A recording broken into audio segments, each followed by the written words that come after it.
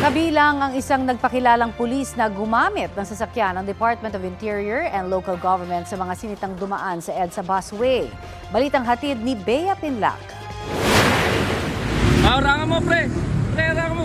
Hinarang ng mga tauhan ng Special Action and Intelligence Committee for Transportation ang AUV na ito matapos nitong dumaan sa EDSA busway sa Main Avenue Station sa Quezon City kagabi.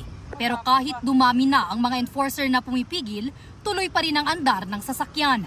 Ayon sa SAIC, sasakyan ito ng DILG at minamaneho ng 35 anyos na lalaking nagpapakilalang pulis. Marami naman kasing ibang enforcer na nandun, pero isa lang yung talagang hindi gumalaw at hinarangan niya yung harapan ng sasakyan. Nakarehistro ang sasakyan sa DILG at nagpakilala nga ayon sa mga enforcer, nagpakilalang police daw siya from DILG.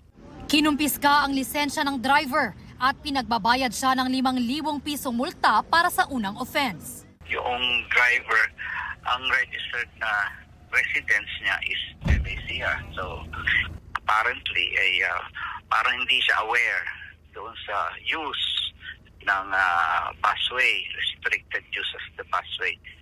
Hindi na nakuna ng pahayag ang driver na pinakawalan ng SAIC matapos tikitan.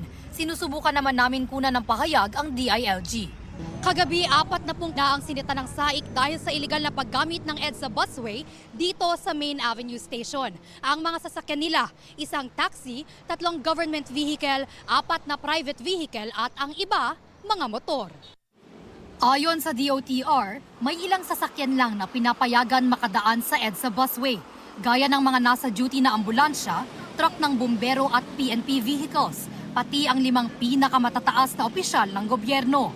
Ngayong unti-unti nang nararamdaman ang holiday traffic lalo na sa Metro Manila, inaasahan ng SAIC na lalong tataas pa ang bilang ng EDSA busway violators.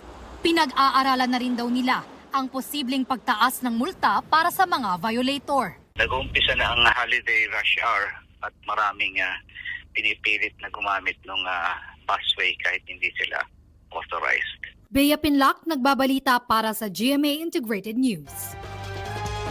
Sa isang text message, sinabi ni Interior Secretary John Vic Remulla na aaksyonan nila agad ang insidente.